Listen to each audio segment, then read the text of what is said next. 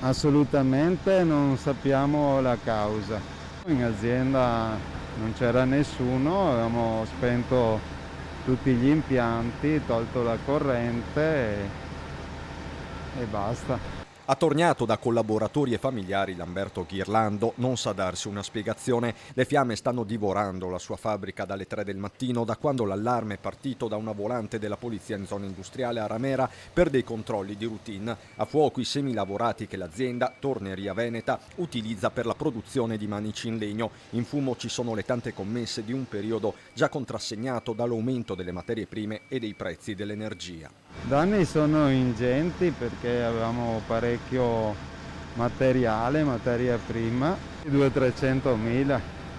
Quello che è certo è che davanti ai suoi occhi stanno andando in fumo i sacrifici di una vita.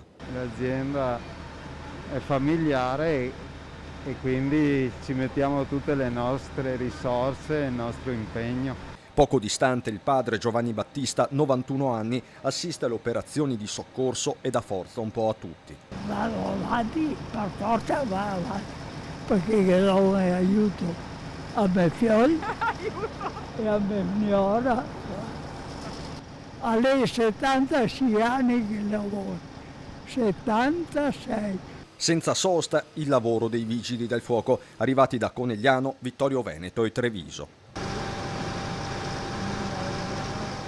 La nostra priorità è quella di raffreddare la struttura in quanto si stanno verificando dei cedimenti. Pompieri che hanno messo in sicurezza fin da subito il deposito dei liquidi infiammabili, scongiurato il rischio inquinamento. Da quello che mi hanno riferito il personale dell'ARPAV stanno facendo i monitoraggi, però che brucia è solo legno, non ci sono sostanze inquinanti. In attesa di un quadro definitivo c'è la voglia di rialzarsi. Un'azienda di quasi 100 anni, dice il titolare, non finisce certo qui.